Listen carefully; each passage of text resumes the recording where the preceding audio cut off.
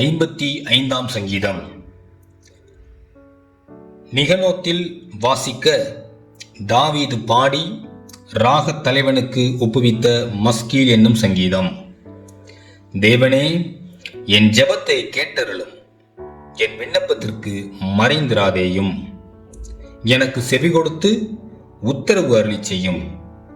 சத்ருவினுடைய கூக்குரலின் நிமித்தமும் துன்மார்க்கர் செய்யும் இடுக்கத்து நிமித்தமும் என் தியானத்தில் முறையிடுகிறேன். அவர்கள் என்மேல் பழிசாட்டி குரோதங்கொண்டு என்னை பகைக்கிறார்கள். என் இருதயம் எனக்குள் வியாகுலப்படுகிறது.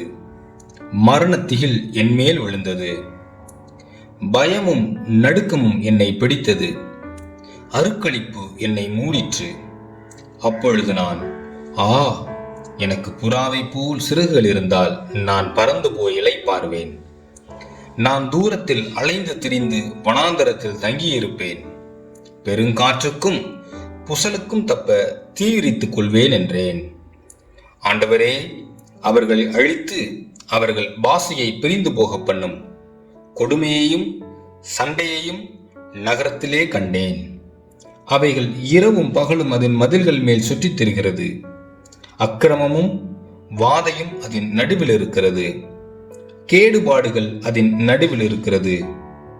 கொடுமையும் கபடும் அதன் வீதியை விட்டு விலகி போகிறதில்லை. என்னை நிந்தித்தவன் சத்துரு அல்ல. அப்படி இருந்தால் சகிப்பேன். எனக்கு விரோதமாய் பெருமை பாராட்டினவன் என் பகைஞன் அல்ல. அப்படி இருந்தால் அவனுக்கு மறைந்திருப்பேன். எனக்கு சமமான மனுஷனும் என் வழிகாட்டியும் என் தோழனுமாகிய நீயே அவன். நாம் ஒருமித்து இன்பமான ஆலோசனை பண்ணி கூட்டத்தோட தேவாலயத்துக்கு போனோம். மரணம் அவர்களை தொடர்ந்து பிடிப்பதாக. அவர்கள் உயிரோடே பாதாளத்தில் இறங்குவார்களாக. அவர்கள் வாசஸ்தலங்களிலும் அவர்கள் உள்ளத்திலும் பொல்லாங்கு இருக்கிறது. நானோ தேவனை நோக்கி கூப்பிடுவேன். கர்த்தர் என்னை ரட்சிப்பார்.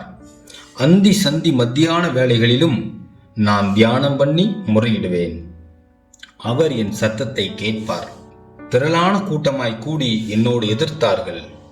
அவரோ எனக்கு நேரிட்ட போரை நீக்கி என் ஆத்துமாவை சமாதானத்துடன் மீட்டுவிட்டார். ஆதி முதலாய் வீற்றிருக்கிற தேவன் கேட்டு அவர்களுக்கு பதிலளிப்பார்.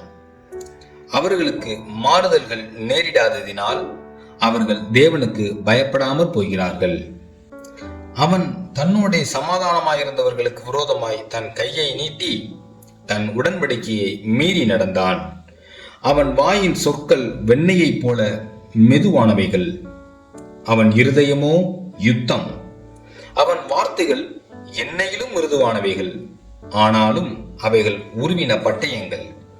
கர்த்தர் மேல் உன் பாரத்தை வைத்துவிடு. அவர் உன்னை ஆதரிப்பார். நீதிமானை ஒருபோதும் தள்ளாட விட்டார். தேவனே, நீர் அவர்களை அழிவின் குழியில் இறங்க பண்ணுவீர். இரத்த பிரியரும் சூதுள்ள மனுஷரும் தங்கள் ஆயுசின் நாட்களில் பாதி வரையிலாயிலும் பிழைத்திருக்க மாட்டார்கள். நானோ உம்மை நம்பி இருக்கிறேன்.